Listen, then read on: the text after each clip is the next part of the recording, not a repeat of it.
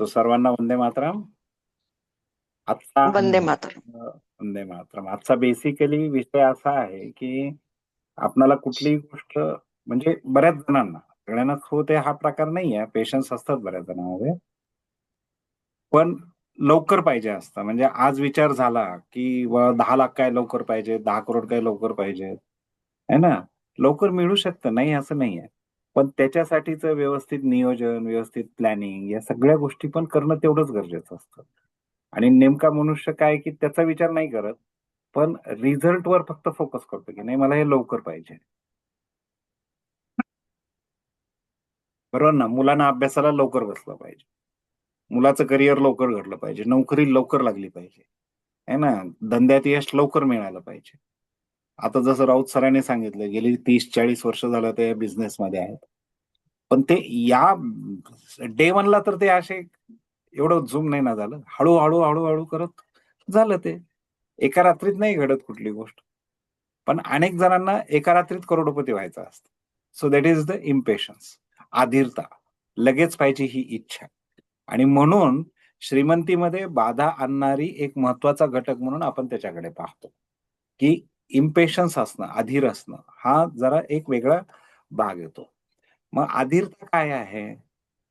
तर अधीरता ही basically immediate हवा असणं, अशी असणारी भावना आहे. त्वरित परिणाम हवा असणे. लगेच परिणाम नाही मिळाला, की ध्येय अर्धवट सोडणे, हे पण इम्पेशन्सचाच भाग झाला. म्हणजे काम करायचं पण काय नाही झालं काही, लगेच देव सोडून द्यायचा. काम सोडून द्यायचं. अनेक साधना करण्याच्या बाबतीत ते असंच करतात. कुणीतरी सांगितलं म्हणून गेले 21 फेऱ्या प्रदक्षिणा मारल्या कुठल्यातरी देवाला आणि मग नाही झालं ना काम, जा दिलं सोडून. काय काही काम करत नाही हा देव. बरोबर आहे. पण देव पण तुम्ही किती धीराचे आहात तेही बघत असतो. तसंच युनिव्हर्स पण तुम्ही किती धीराचे आहेत तेही कदाचित बघत असतं. आपणाला आपल्या याच्याप्रमाणे लगेच पाहिजे असा प्रकार कधी घडत नाही. घडेल, घडणारच नाही असं नाहीये. पण तत्काळ समाधानाची अपेक्षा असणं. Instant gratification. आलं लक्षात? तर हा भाग इथे येतो. म्हणजे दीर्घकालीन प्रक्रियेसाठी आवश्यक असलेला संयम विकसित करणं, हे आपल्याला आजच्या याचं मेन काम आहे. आलं लक्षात? तो दीर्घकालीन प्रक्रियेसाठी आवश्यक असलेला संयम. जिथं जेवढा वेळ लागतो तिथं लागू दे ना. एक पती-पत्नी आले होते माझ्याकडे, तर त्या मुलीचं म्हणणं हेच पडले, की हा काही करत नाही म्हणे. काही करत नाही म्हणजे? म्हणे याला सांगितलं चल धंदा आता तुझा चालत नाही, तू नोकरी कर. तर हा नोकरीसाठी अप्लाय करत नाही. तो म्हणतोय, "अरे मी काही प्रोजेक्ट लॉन्च केले. थोडंसं थांब थोडं. मला त्याच्यावर सेट तरी होऊ दे. बघू तरी दे." आणि अक्षरशः ती महिना झाला मुलगी तिकडं माहेरी जाऊन बसली. म्हणे या नोकरी बघत नाहीत. आता तिनं म्हटल्या लगेच बघायचं का? आहे की नाही? असं म्हणजे आता त्याच्याही भावना कळतात मला, की तो म्हणतोय, की "सर मी 2 प्रोजेक्ट लॉन्च केलेत कन्स्ट्रक्शनचे. थोडंसं काम आहे." मग ते संपू द्या ना. ते संपल्यानंतर तिथं काय होतंय ते बघितल्याशिवाय आणि गेली 15 वर्ष झालं तो नोकरी करत नाहीये. 15 कसले 25 वर्ष झाले तो जॉब नाही करत. सीनियर आहे थोडा. 45 वर्ष वगैरे वय. पण तो काम करत नाहीये. मग आता त्याला इमिडिएटली नोकरीला जाण्यासाठी अवघडच आहे ना प्रकार. पण हे तिला समजून घ्यायचं नाही. असो. इम्पेशन्स हा भाग समजून घ्यायचा नाही. मी तिलाही ब्लेम करत नाही. तिला वाटतंय पटकन व्हावं. आणि ते पटकन व्हावाची इच्छा असते त्यालाच आपण म्हणतो की अधीरता, इम्पेशन्स बरोबर. मग आपणाला दीर्घकाल प्रक्रियेसाठी आवश्यक असलेला संयम विकसित करायचा आहे. बरोबर. म्हणजे शांतता किंवा शांतता म्हणता येत नाही, पण विचलित झालं तरी परत आपणाला त्याच्यावरती फोकस करणं. ह्या गोष्टी महत्वाच्या आहेत. लगेच परिणाम हवा असणं, दीर्घकालीन योजना सोडणं, काम होत नाही म्हणून एखाद्या देवाची काही हे करत असलं तरी त्याच्यावरती फोकस न करणं, हा भाग सगळा इम्पेशन्स लोकांमध्ये घडतो. बरोबर. म्हणजे त्याच्यामुळे आपण कन्सिस्टन्सी थिअरी, सातत्य सिद्धांत सांगितला होता. आहे ना संस्कारामध्ये एकदा एके वेळेस. की सातत्य, सततपणा किती महत्वाचा आहे, सातत्य कसं गरजेचं आहे, ते एका क्लासमध्ये शिकवलं होतं. तुम्ही बघितला असाल ना, व्हिडिओ तुम्हाला पाठवला होता काही जणांना. ओके. हो, बघितला सर. हा, तर बघितला सर. हं. Correct correct. तर प्रगतीसाठी सातत्य लागतं, वेळ लागतो. त्वरित परिणाम मिळाला नाही म्हणजे अपयश आहे असं नाही, तर तो प्रक्रियेचा भाग आहे हे समजून घ्यावं लागतं. यश हे एका रात्रीत मिळत नाही, ते दररोजच्या छोट्या छोट्या प्रयत्नांनी मिळतं. 1000 किलोमीटरचा प्रवास पूर्ण करण्यासाठी एक एक पाऊल चालावं लागतं. आणि ते 1000 किलोमीटर, आता काही जण समजा आता तुम्ही कुठे राहत असाल, समजा मी पुण्यातलं उदाहरण देतो.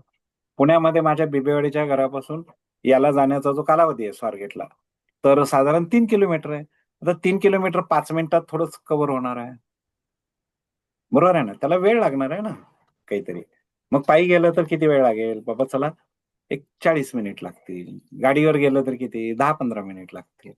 हा सगळा विचार करून केला पाहिजे ना, असा भाग आहे. तर याला कुठली म्हणतात ग्रोथ माइंडसेट थेअरी. या थेअरीला म्हणतात ग्रोथ माइंडसेट थेअरी, की ज्याच्यात सांगितलं जातं की प्रगतीसाठी सातत्य आणि वेळ लागतो. त्वरित परिणाम न मिळणे म्हणजे हे अपयश नाही, तर हा प्रक्रियेचा भाग आहे. आलं लक्षात?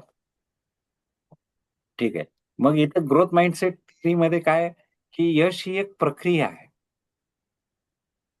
Success is a process and it needs consistency and time.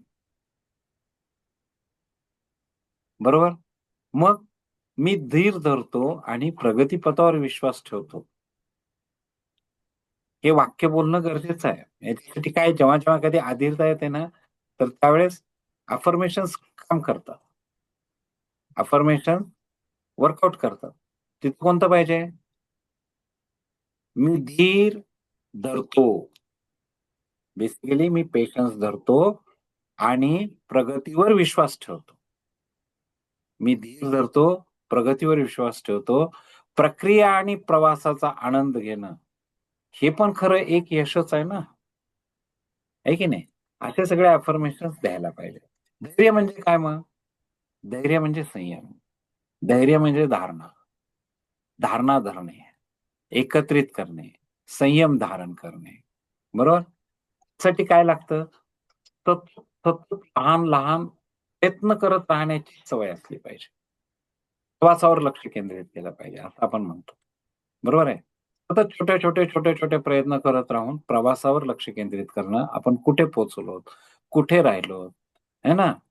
ह्या सगळ्या गोष्टीचा विचार करणं, हा भाग त्याच्यामध्ये महत्वाचा येतो. बरोबर?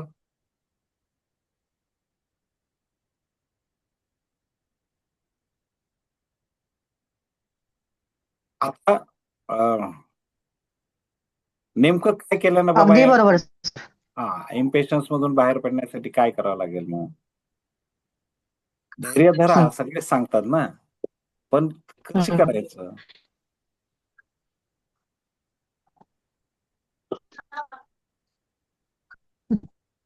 कसं करायचं?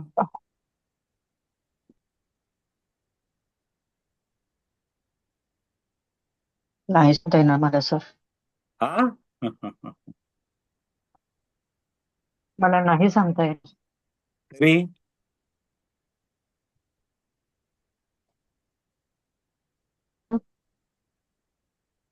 तुम्ही सांगा. धैर्य धारण तुमची करण्यासाठी थेरी मला पटते. धैर्य म्हणजे काय? ध्यान मुद्रा याच्यासाठी सगळ्यात बेस्ट असती. कधीही इम्पेशन्स वाटायला लागलं, की ध्यान मुद्रा करायची.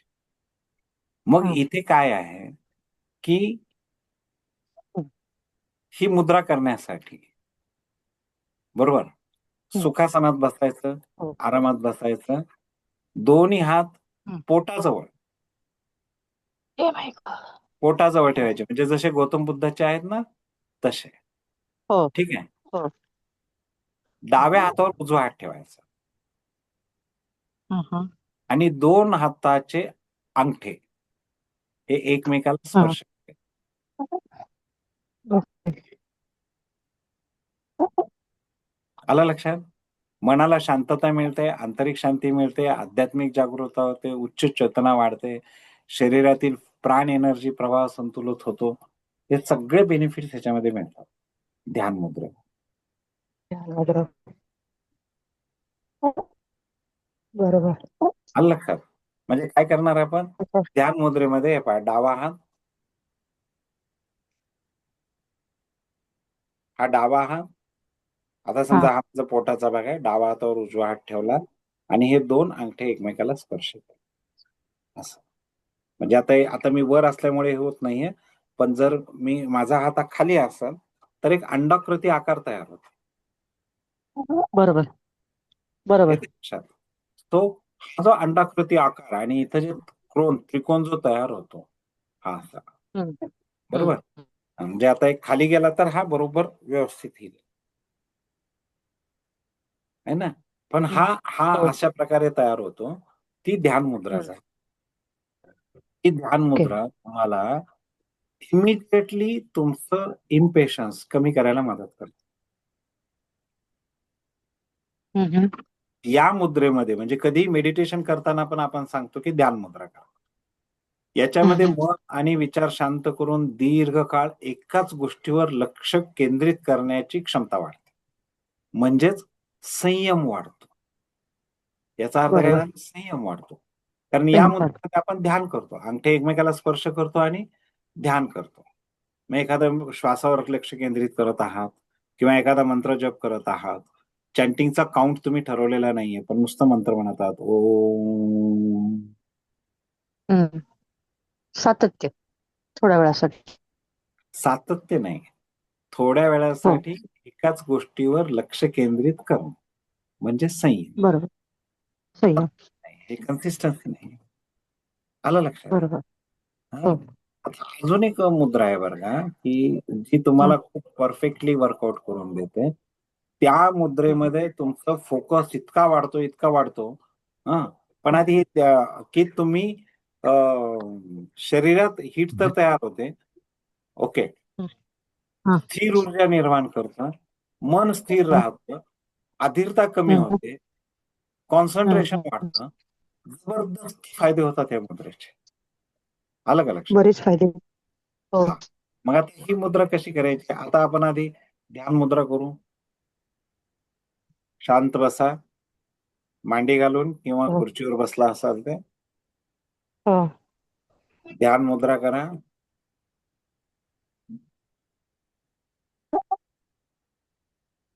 हम्म.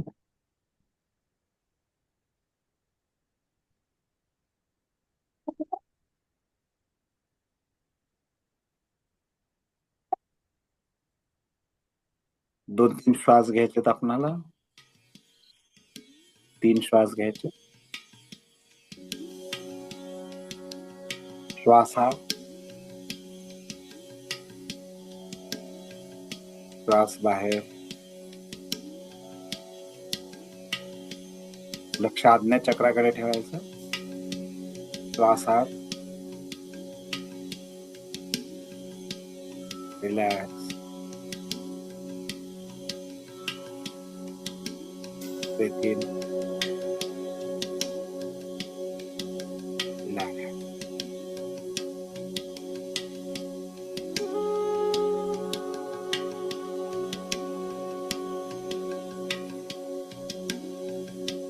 अशी ही मुद्रा आहे. डोळे उघडा, शांत बसा. आली लक्षात? खूप सोपी, सिस्टमॅटिक आणि इफेक्टिव्ह मुद्रा आहे. आता आपण दुसरी मुद्रा बघूया.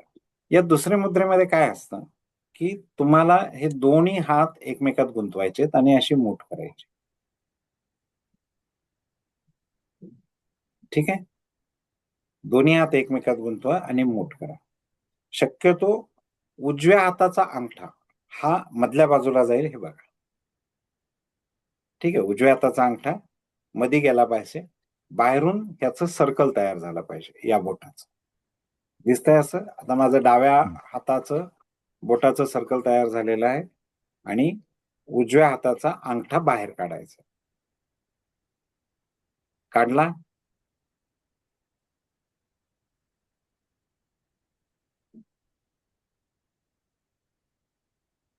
येस? आता तुम्हाला कितीही प्रॉब्लेम असू दे, ही मुद्रा तुम्हाला इतकी परिणामकारक आहे. तुम्हाला काम करायला बसायचं, ही मुद्रा करा. तुम्हाला कुठेतरी मीटिंगला जायचं, ही मुद्रा करा. अभ्यासाला बसायचं, ही मुद्रा करा. ओके. जेव्हा कधी मनामध्ये खूप विचार चालू हो. असतात, काय करावं काय नाही काही समजत नाही, त्यावेळेस ही मुद्रा करा. हा. ही मुद्रा म्हणजे एक ब- असं शांततेचं अमृत आहे, संजीवनी आहे, किंवा काय म्हणाल ते, पण ही मुद्रा मनामध्ये शांत भाव हं, आणण्यासाठी, सगळ्या विचारांना स्टॉप करण्यासाठी जबरदस्त मुद्रा आहे. ध्यान मुद्रेपेक्षाही कितीतरी पटीने. तुम्ही याचा अनुभव घ्या. हं. मी तुम्हाला 3 श्वासामध्ये अख्ख्या जगाचा विसर पडायला लावतो ही मुद्रा करून. अख्ख्या जगाचा. तुम्ही सगळं विसरून जा. इतकी पॉवरफुल मुद्रा आहे. आता डोक्यात विचार आणा सगळे. घराचे आणा, संसाराचे आणा, धंद्याचे आणा. सगळे विचार आणा. खूप सगळे विचारांच्या काहूर असं डोक्यासमोर तयार होऊ द्या. काय आणि अवस्था आता किती ही काही. मुद्रा करा आणि मग बघा कसा फरक पडतो. राइट? मग आता काय करायचंय? आता दोन्ही मी आता म्युझिकही लावणार नाही. म्युझिक न लावता तुम्ही बघा कसा फरक पडतो. ठीक आहे? 2 हाताचे असे बोट एकमेकात गुंतवा. ओके. शक्यतो उजव्या हाताचा अंगठा आतमध्ये गेला पाहिजे. तसं काही कंपल्सेशन नाहीये, कुठलाही चालतो. आता यातला अंगठा असा बोटांच्या बाहेर काढा. बोट असे दिसतात, हे पहा असे जोडलेले असतात सगळे. सगळ्यात वरचा जो बोट असतो तो असा जोडलेला असतो.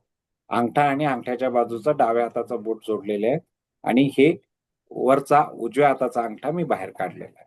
ज्यांना डाव्या हाताचा कम्फर्ट वाटत असेल त्याने डाव्या हाताचा करा. कोणताही अंगठा चालतो. ठीक आहे? आता हे थोडंसं असं नजरेच्या समोर धरा, जेवढं तुम्हाला शक्य आहे. जास्त हातावर ताण येईल असं नाही धरायचंय. ओके.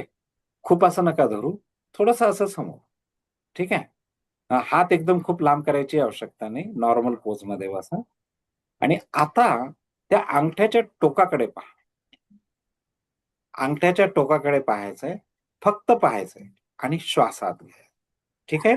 रेडी? अंगठ्याच्या टोकाकडे पहा. श्वास आत घ्या. श्वास सोडा. आता मी न बोलता तुम्ही करा. 3 श्वास आत घ्या, दीर्घ श्वास आणि श्वास सोडा. मी काही बोलणार नाही. बघा तुम्हाला 3 मिनिटात काय फरक पडतो. 3 श्वासात.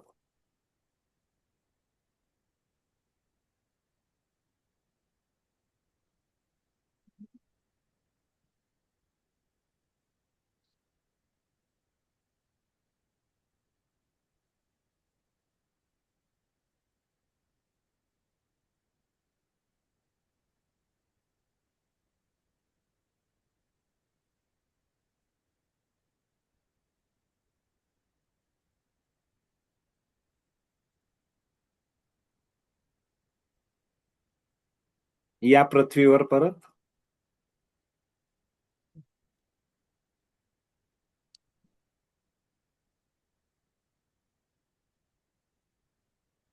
आले? काय वाटतंय? हं. खूप बरं वाटतं. अख्खं जग विसरून जातं तिसऱ्या एकदम श्वासाला. हं. एकदम छान वाटलं सर. समाधानी. एकदम शांत म्हणजे तुम्ही जगातला विसरून जाता तिसऱ्या श्वासाला ना.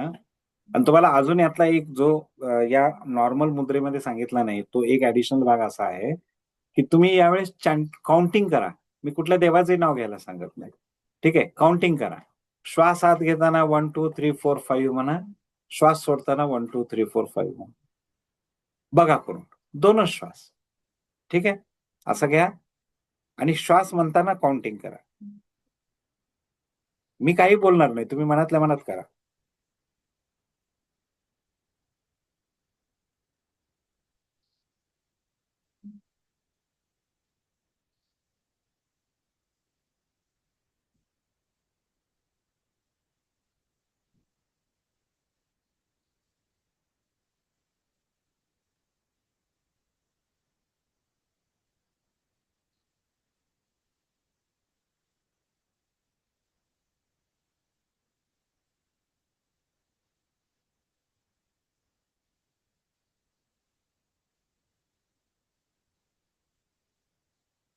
हो वाज इट? कसं होतं? एक्सलंट तिसऱ्या सर. तिसऱ्या श्वासाला चला. तुम्ही खरंच सगळंच विसरून जाता. काउंटिंग करून केलात ना की डोक्यात काहीच राहत नाही. हा, आता काही महाभाग मला असेही भेटले, महाभाग नाही म्हणताय, तर त्यांना सवय नव्हती तशी, हम्म. तर त्यांना ते म्हणजे त्या अंगठ्याकडे बघतात आणि दुसरा विचार, अच्छा आता मला 9:30ला इकडे जायचंय, मला 10ला तिथं पोहोचायचंय, असा विचार करून कसं चालतं. तुम्ही तुम्ही स्वतः फक्त अंगठ्याकडे बघण्याचा विचार करा ना, हे की नाही. आणि म्हणून काउंटिंग करायला सांगतो की तुम्ही ती काउंटिंगकडे लक्ष द्या, फार नाही तर नाही काउंटिंगकडे. 1 2 3 4 5 असं करत असताना मनात वेगळे विचार येऊ शकतात. म्हणून काउंटिंग हा मी सांगितलेला पार्ट आहे, म्हणजे मी त्याच्यात ऍडिशन केलेलं आहे. ठीक आहे. जेव्हा कधी मनामध्ये अधीरता आली असेल, पेशन्स संपल्यासारखे झाले असतील, ओके, त्यावेळेस ही मुद्रा पटकन वापरायची आहे ना. नसता पहिली मुद्रा वापरायची कुठली, जिथं तुम्हाला काही करणं शक्य नाही, म्हणजे असे लिंग मुद्रा, याला शिवलिंग मुद्रा म्हणतात बरं का. हो सर. तुम्ही आम्हाला दिली होती अष्टलक्ष्मी साधनेमध्ये. तिथं आपण घेत असतो. ओके. हा. काय म्हटलं मी, शिवलिंग. याला लिंग मुद्रा म्हणतात, शिवलिंग मुद्रा म्हणतात.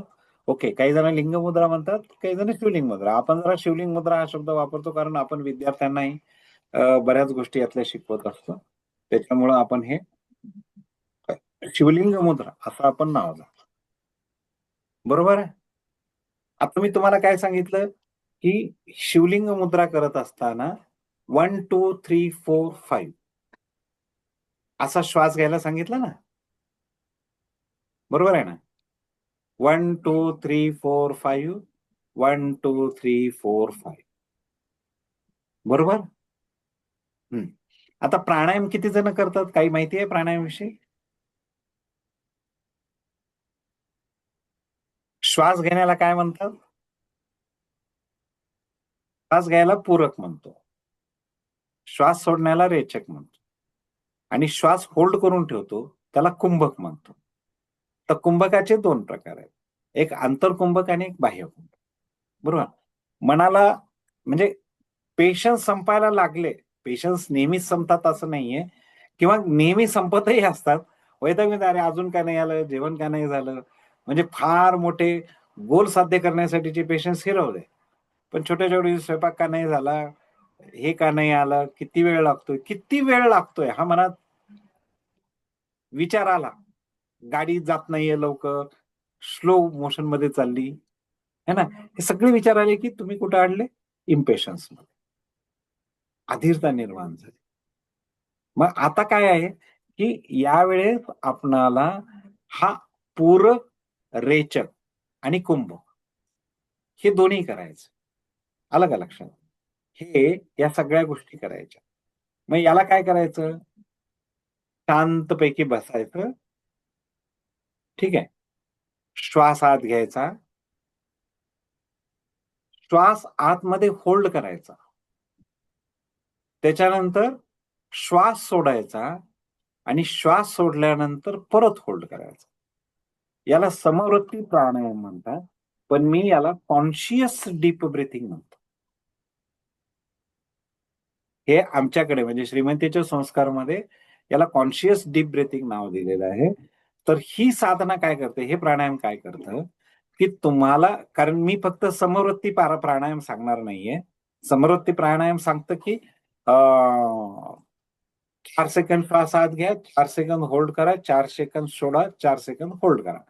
म्हणजे पूरक, आंतरकुंभक, रेचक, बाह्यकुंभ, ही प्रोसेस समवृत्ती प्राणायामची झाली.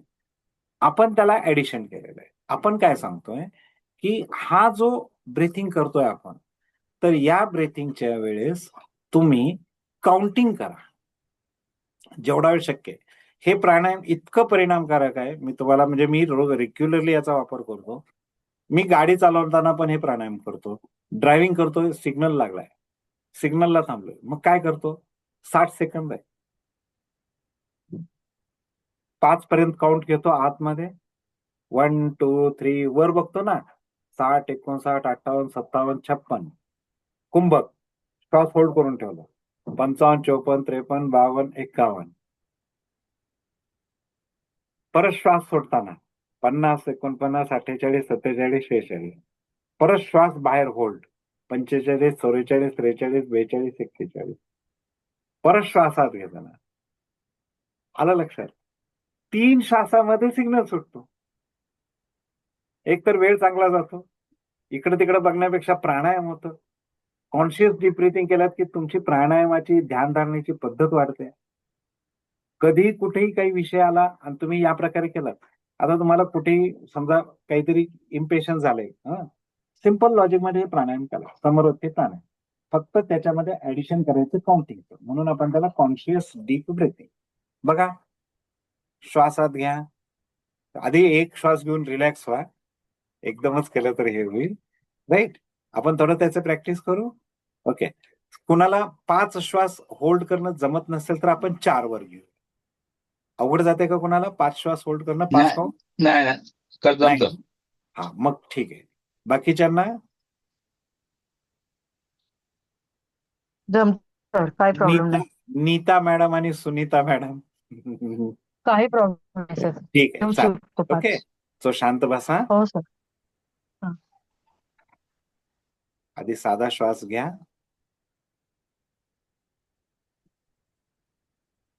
आता आपण कॉन्शियस डीप ब्रीथिंग समवर्ती प्राणायाम विथ काउंटिंग चालू करूया.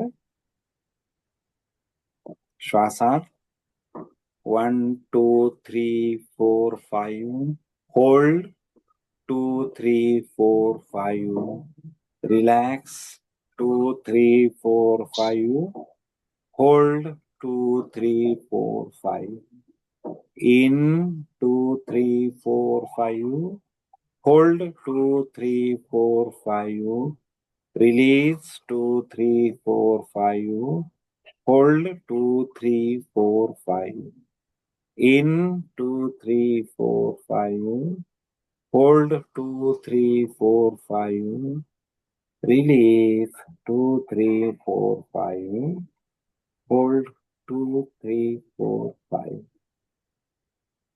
श्वास घ्या, श्वास सोडा.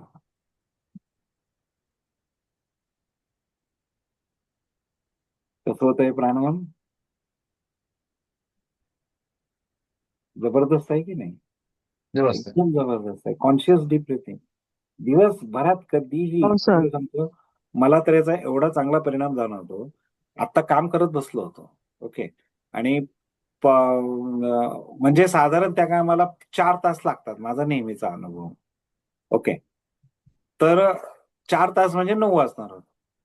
मग मी उद्याचा जो कार्यसिद्धी क्लास आहे, ओके, मग ते टेक्निक मी आज स्वतःवर वापरलं.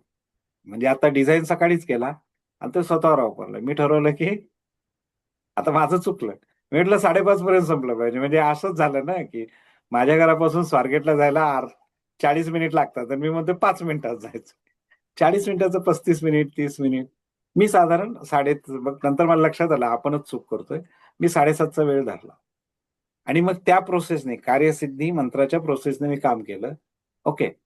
काही नाही, माइंडचे इन्स्ट्रक्शन्स आहेत. फक्त त्याला संस्काराशी कनेक्शन केलेलं आहे. काहीही विशेष नाही. आपण जे रेग्युलरली करतो, फक्त त्याच्यामध्ये माइंड इन्व्हॉल्व करणं म्हणजे संस्कारित करणं. आणि त्याला फक्त भारतीय अध्यात्माचा थोडासा स्पर्श देतो. कारण लोकांना अध्यात्म आवडतं. आहे ना, असंच काम करा म्हटलं तर कोणी करणार नाहीत अफर्मेशन. पण त्याला अध्यात्म दिलं की मग थोडं करतात मानलं. बरोबर. मग हे मी करायला घेतलं आणि मी लॅपटॉपवर काम करत असताना कॉन्शियस डीप ब्रीथिंग करत होतो.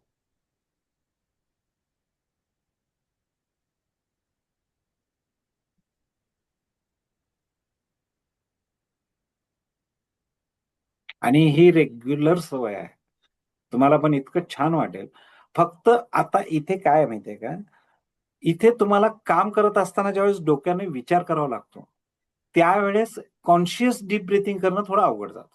कारण तिथं तुम्हाला काम करताना बाबा हे करू का? इथली ऑर्डर, इथलं हे, इथले पैसे इथं, हे सगळे विचार करताय ना, त्यावेळेस काउंटिंग केलं तर मग ते डायव्हर्शन होऊ शकतं आणि कामामध्ये डिस्टर्बन्स होऊ शकतो प्राणायामामुळे. मग त्याच्यापेक्षा समवृत्ती प्राणायाम करायचं, काउंटिंग नाही करायचं, फक्त श्वास आत घ्यायचा दीर्घ, होल्ड करायचा, काही काउंटिंग नाही करायचं, जितकं वेळ शक्य आहे तितकं वेळ होल्ड करायचं. ती सवय लावून घ्यायची.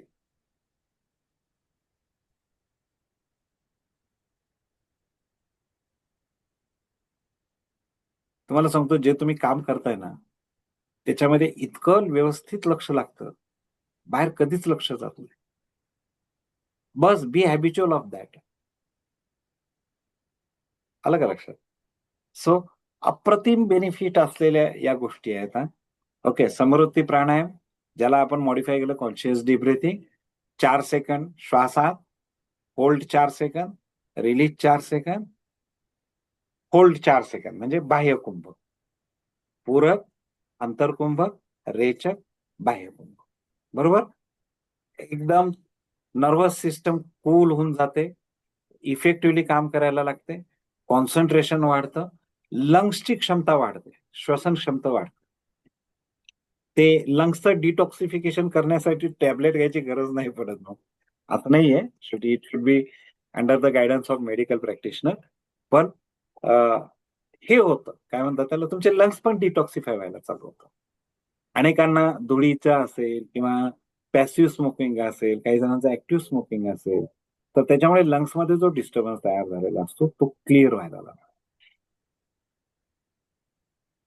आणि मी तुम्हाला हे प्राणायाम करायला कुठं बसा म्हणतच नाही ना.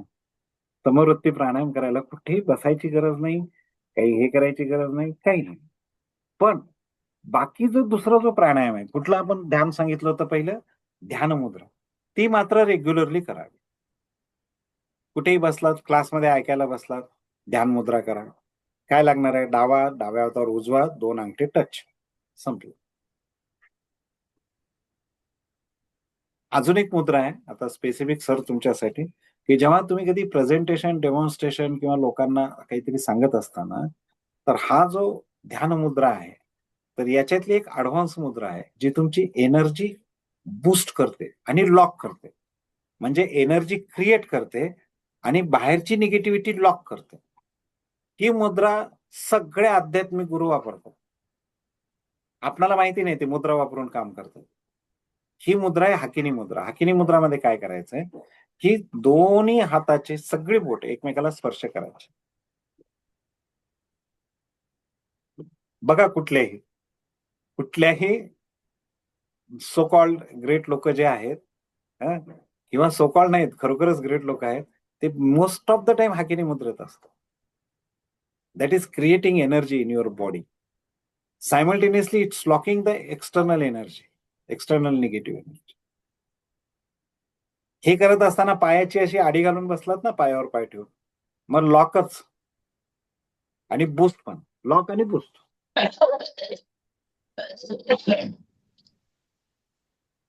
ॲलन मस्कची बघितली होती सर अशी. हो ना. हा, हो.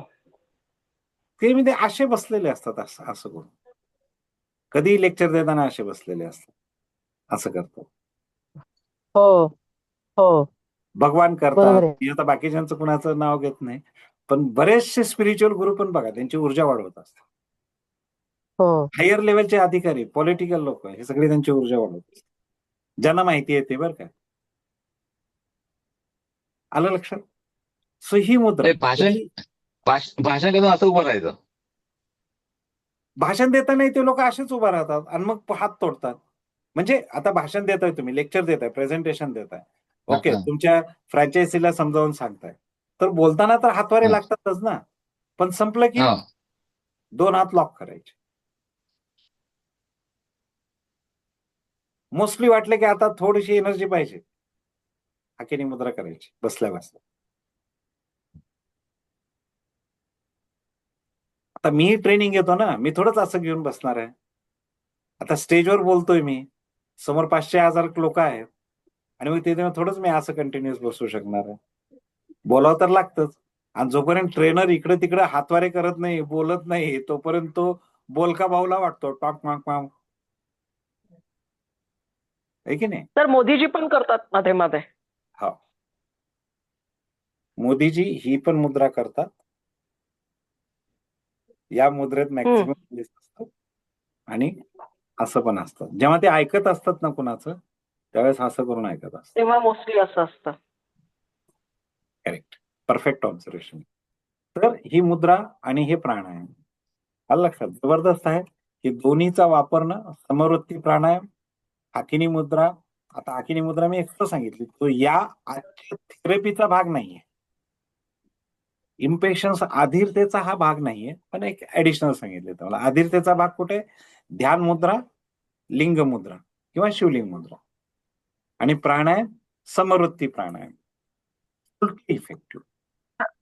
एक प्रश्न होता, बोला विचारू ना. का? हो, मी ओंकार साधना करताना ती ध्यान मुद्रा करत असते, करायची. पण ध्यान मुद्रा ती मुद्रा ठेवते आणि ओंकारचा जप चालू असतो. हा, बरोबर आहे. तर मग ते लिंग मुद्रा करून पण करता येईल का? ध्यान करताना तुम्हाला कसं आहे माहितीये का, की तुम्ही डोळे बंद करून जर ध्यान करत आहात ना, तर तुम्ही ध्यान मुद्रा केलेली बरी. ओके. आलं का लक्षात? मेडिटेशन करताय ना हम्म. तुम्ही, तर समजा हो हो. काउंटेड चॅन्टिंग नाहीये. चॅन्टिंग करताना तुम्ही मोजत नाहीत की 108 वेळेस मंत्र म्हणायचा आहे. नाही तुम्ही नाही नाही. नुसतं टाइम कॉन्शियस बघा, टाइम बॉन्ड आणि नंबर बॉन्ड. तर टाइम बॉन्ड तुम्ही मेडिटेशन करताय की 10 मिनिटाचा अलार्म लावलेला आहे, 10 मिनिट तुम्ही ओम चॅन्टिंग करताय. येस. परफेक्ट. 10 मिनिट ओम चॅन्टिंग करताना तुम्ही ध्यान मुद्रा करा. ओके. पण शिवलिंग मुद्रा कशी आहे बघा, शिवलिंग मुद्रेमध्ये फक्त एवढंच सांगितलेलं आहे, पण मी त्याचा इफेक्टिव्हनेस सांगतो. लिंग मुद्रेमध्ये फक्त एवढंच सांगितलेलं आहे, मी त्याचा परिणाम कधी होईल सांगतो, ज्यावेळेस तुम्ही या टोकाकडे बघता. त्याचा परिणाम आधी कधी होईल, ज्यावेळेस तुम्ही काउंटिंग करता 1 2 3 4 5. मग जेव्हा अधीरता ही तुम्हाला जागृत अवस्थेत नेत्र उघडे असताना लागत असेल आणि कुणी तुम्हाला ऑब्जेक्शन घेणं बघणारं कुणी नसेल, किंवा तुम्हाला तिथं थोडंसं शेम वाटेल किंवा लोक क्या कहेंगे असं वाटेल किंवा करणं अवघड असेल लिंग मुद्रा, त्यावेळेस ध्यान मुद्रा करा. अन्यथा तुम्ही एकट्या आत बसलेले आहात, लिंग मुद्रा करायला काही हरकत नाही. आलं? ओम ओके. चॅन्टिंग करताना ध्यान मुद्रा. ध्यान ठीक मुद्रा. आहे. सो आपण ग्रोथ माइंड थेअरी बघितली. ग्रोथ माइंडसेट थेअरी काय सांगते? यश हे एका रात्रीत मिळत नाही. त्यासाठी त्या प्रक्रियेवर प्रेम करा, सातत्याने प्रयत्न करा, त्याच्यातच प्रगती आहे. 3 लक्षात ठेवा. प्रक्रियेवर प्रेम करा, प्रयत्नातच प्रगती आहे. काय म्हटलं हे? फार प्र झाले. प्रक्रियेवर प्रेम करा, प्रोसेसवर प्रेम करा, प्रयत्नातच प्रगती आहे. प्रयत्न हीच प्रगती आहे असंही म्हटलं तरी हरकत नाही, की तुम्ही प्रयत्न करताय. कितीतरी लोक करतही नाही. आज बघतोय आपण, म्हणजे जिथं नव्या पिढीचा एक आनंद असायचा एक 5 वर्षापूर्वी, 5-6 वर्षापूर्वी, की भारतामध्ये सगळ्यात जास्त कमी वयाचे म्हणजे तरुण पिढी जगामध्ये सगळ्यात कुठं जास्त आहे, तर भारतामध्ये जास्त आहे ना. 25 to 40 मधले लोक खूप होते. पण आता प्रश्न असा झालेला आहे की हेच पिढीला थोडस वेगळं प्रकार चालू झाले. मोठे मोठे हॉटेल निघालेत, डिस्क निघालेत, है ना. एन्जॉयमेंटचे, एंटरटेनमेंटच्या अनेक सुविधा उपलब्ध झाल्यात. त्यामुळे मुद्रा, प्राणायाम, मेडिटेशन या गोष्टीवर काही लक्षच नाही. म्हणजे संस्कार थोडासा विचलित झाल्यामुळे आणि मग त्याचे परिणामही त्यांना थोडेसे भोगावेच लागतायत. काही जण भोगतायत, काही जण भविष्यात भोगणार, आहे की नाही. जैसा कर्म करेगा वैसा फल देगा भगवान, ये गीता का ज्ञान. त्याला मराठीत काय बरोबर. काय मराठीत काय म्हणतात त्याला? जैसे ज्याचे कर्म तैसे कर्म फळ तैसे मिळत. देईल. फळ देतो ईश्वर. है ना. मग या सगळ्या गोष्टीसाठी म्हणूनच हे संस्कार वर्ग जे आपण चालवतोय ना, त्याच्यासाठीच चालवतो. त्या अख्ख्या कुटुंबासाठी हा संस्कार वर्ग, आठवड्यातून 1 दिवस, बरोबर. म्हणून घरातल्या सगळ्यांना घेऊन बसा म्हणून सांगतो. सो श्वासतंत्रामध्ये समवृत्ती प्राणायाम बघितलं, ध्यान मुद्रा बघितली, बरोबर. आणि लिंग मुद्रा बघितली, म्हणजे शिवलिंग मुद्रा बघितली, बरोबर. हो आणि सर. 4 हो प्र सर. बघितले, ते 4 प्रगतीचा विचार केला तरी बस झालं. 4 प्र कोणते? हो. प्रक्रियेवर प्रेम करा, प्रयत्नांती प्रगती. प्रयत्न हीच प्रयत्नांती प्रगती. प्रगती. प्रक्रियेवर बरोबर. प्रेम करा, प्रयत्न हीच प्रगती. प्रयत्न हीच प्रगती. बरोबर. मग काय म्हणायचं? हो. स्वतःला अफर्मेशन देताना कोणते द्यायचे? मी धीर धरतो, माझा प्रगतीवर विश्वास आहे, हो. बरोबर. हो. मी बरोबर. आज माझ्या ध्येयाच्या दिशेने एक छोटे पण स्थिर पाऊल टाकलेले आहे. हो. हे सगळे अफर्मेशन्स आहेत. प्रक्रिया आणि प्रवासाचा आनंद घेणं हेच माझं यश आहे. फायनल गोलपेक्षा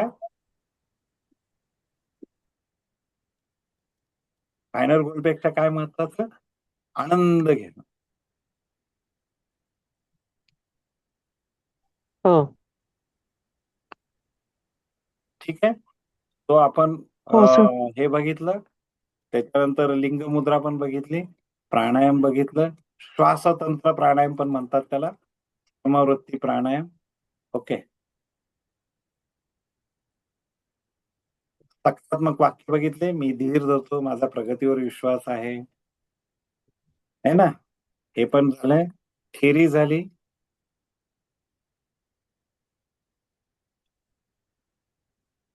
आता काय?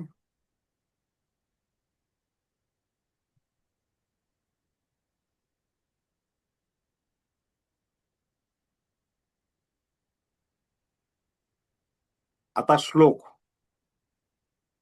श्लोक थोडासा वेगळा आहे.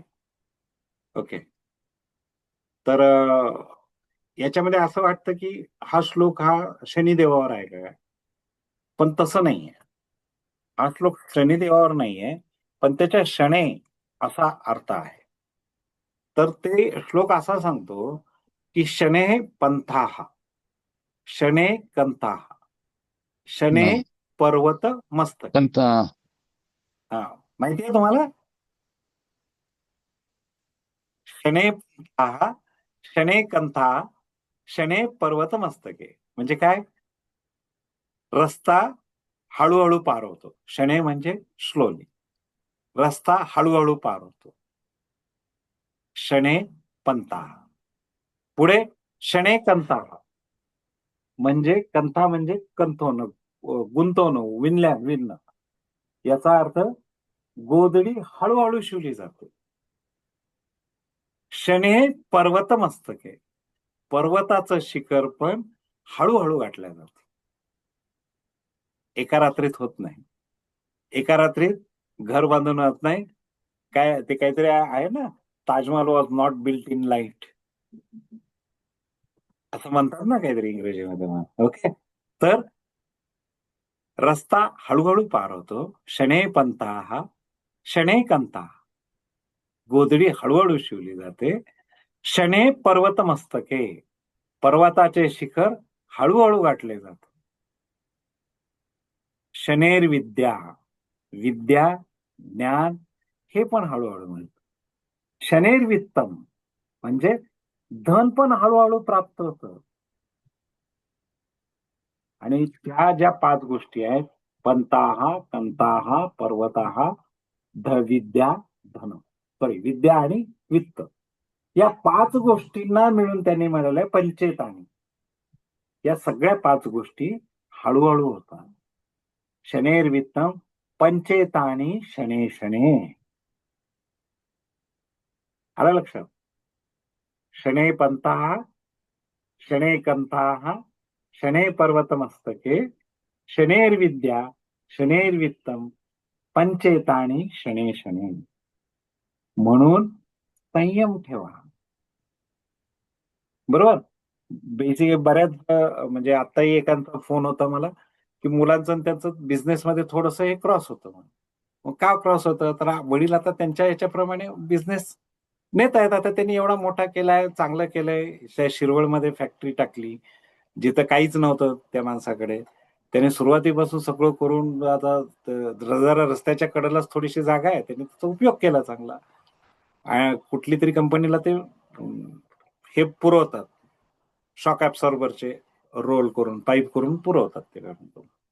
आणि मग मुलगा एक्सपान्शनच्या मध्ये तो म्हणतो की नाही नाही, मग आता हे असं काहीतरी झालं पाहिजे, पप्पा हे चुकीचं आहे, हे करा ते करा. हा, एकदम आता या वर्षी 2 कोटीवर आपणाला घेऊन जायचंय. एमबीए करून आलेला मुलगा तो चुकीचा आहे असं नाही म्हणत आहे, मी पण एमबीए केलेलं आहे. पण बाळा संयम ठेव. मी त्यांना सांगितलं घेऊन या काउन्सिलिंगला माझ्याकडे, आहे ना. एक तर तुम्ही समजावून सांगा त्याला, ओके, की बाबा प्रत्येक गोष्टीला वेळ लागतो, एका रात्रीत काही होत नाही. तू म्हणशील ते करू आपण, पण थोडंसं स्टेप बाय स्टेप जाऊया. इमिजिएटली इन्व्हेस्ट करणं, इमिजिएटली मोठ्या ऑर्डरच्या मागे लागणं, फास्ट पटकन ऑर्डर मिळाव्यात म्हणून काहीतरी हे प्रकार करणं, असं नका करू. बरोबर? धीरे, धीरे, धीरे चलो, स्थिर चलो. लेकिन वो काय म्हणतात त्याला, कन्फर्म परमनंट शुअर पाहिजे. शॉट. हां, शुअर. Sure shot. शॉर्टकट नाही, शुअर कट पाहिजे. है ना? हा शॉर्टकट आजकाल तरुणाईमध्ये का दिसतो? या अधीरतेमुळे दिसतो, इम्पेशन्समुळे दिसतो. पटकन पाहिजेत लाख रुपये, पटकन BMW पाहिजे. काय हो गया आपलं, पप्पाला काय समजत नाही आमच्या. हे डायलॉग येतात आमच्याकडे, है ना? पण त्यांना हा अधीरता टाळण्यासाठी हा श्लोक खूप छान वाटतो. कुठला श्लोक होता?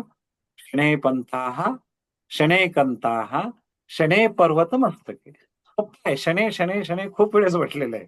शनैः पन्थाः शनैः कन्ताः शनैः पर्वत मस्तके. पुढे शनैर्विद्या शनैर्विद्यम पंचतानी शनैः शनैः. आता गोधडी शिवणं हा प्रकार थोडासा आता हे आहे, पण गोधडीऐवजी आता तिथे काहीतरी शब्द टाकून बघू आपण, मॉडिफाय करू त्या श्लोकाला. कपडे शिवणं पण म्हणू शकतो ना आपण, कपडा बनवणं. बरोबर आहे ना?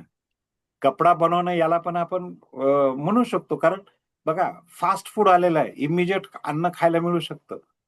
पण काहीच नसेल तर कपडा क्रिएट होण्यासाठी त्या कापूस त्या शेतात लावण्यापासून ते पुढं मिलिंग करून स्पिनिंग करून येईपर्यंतचा कालावधी खूप जास्त आहे. बरोबर? आपण त्याला थोडंसं मॉडिफाय करू. ठीक आहे. शनैः पन्थाः शनैः कन्ताः शनैः पर्वत मस्तके शनैर्विद्या शनैर्विद्यम पंचेतानी शनैः शनैः. मला वाटतं तो सोपा आहे, की मला नाही वाटत की हे लक्षात ठेवायची गरज आहे. सांगायची सगळ्यांच्या लक्षात राहील असा एवढा श्लोक आहे. राईट? ठीक राईट. आहे. तो इथं बुद्धीचा वापर थोडासा कमी होतो ना या जागी. म्हणजे अधीरता कधी यायला लागते, ज्यावेळेस आपण थोडंसं डोकं बाजूला ठेवतो. झालं पाहिजे. अरे पण जरा विचार कर. काय विचार करायचा त्याच्यात? कल का कल करू.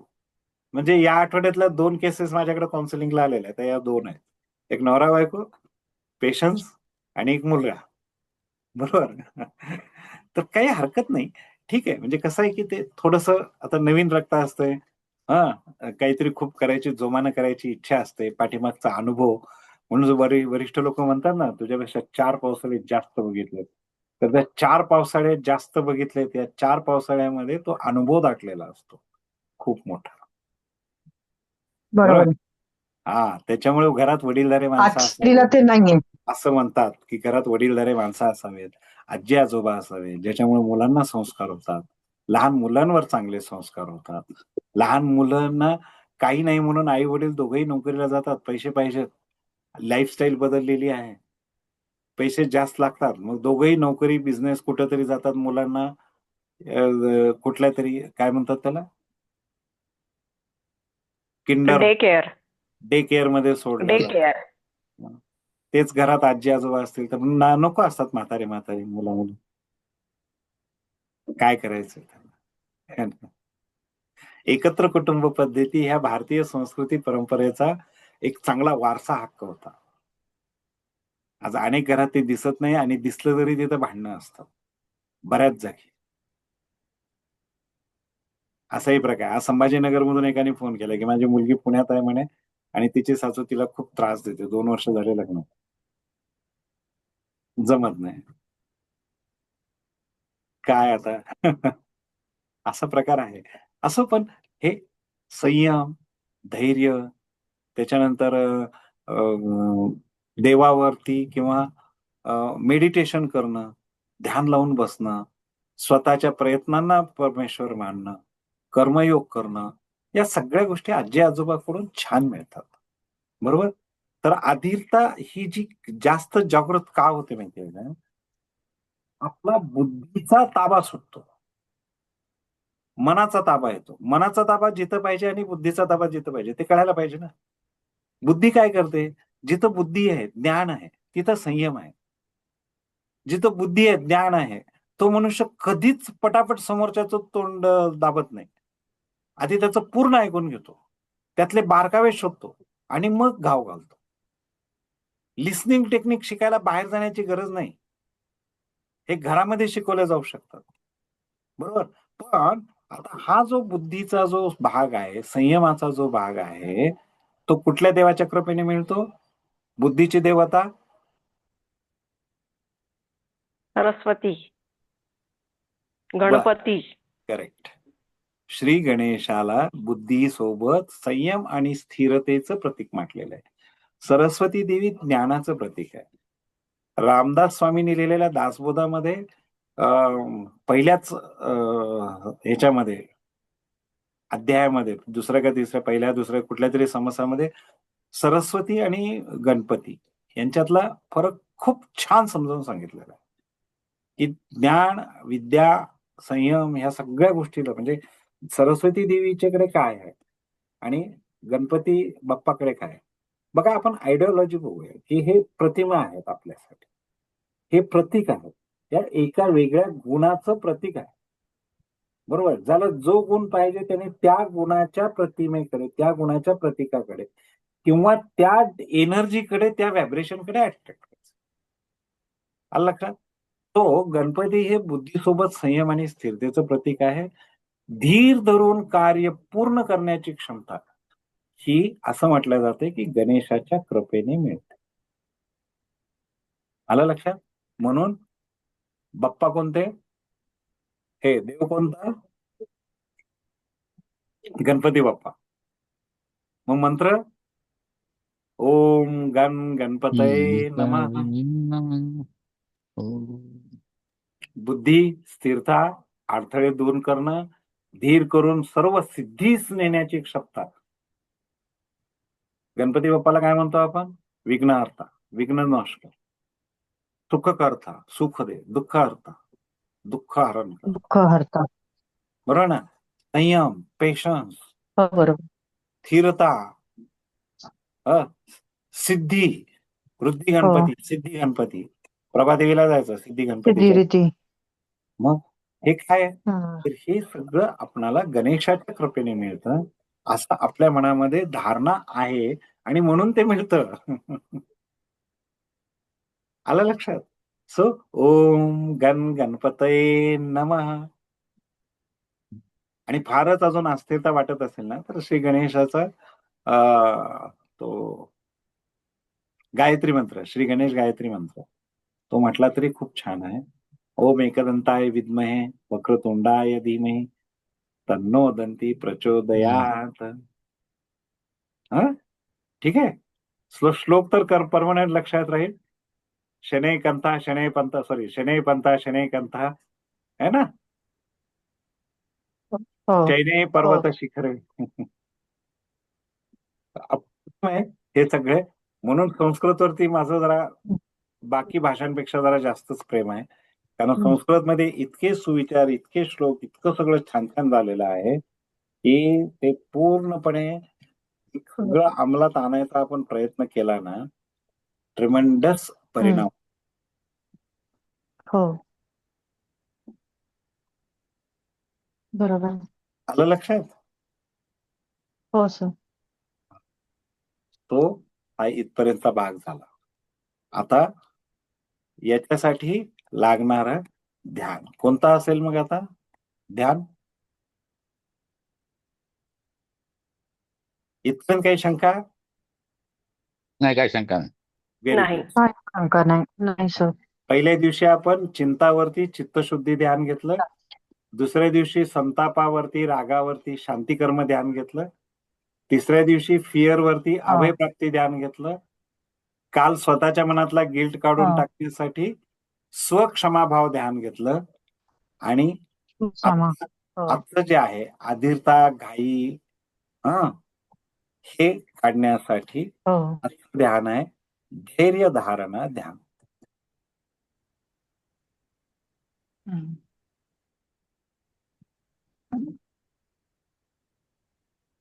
आलं लक्षात? धैर्य धारणा ध्यान. हो. ओके. काही शंका नसेल तर आपण इथे एक्सप्लेनेशन पार्ट थांबवू आणि मेडिटेशन हो. पार्ट चालू करू. डन.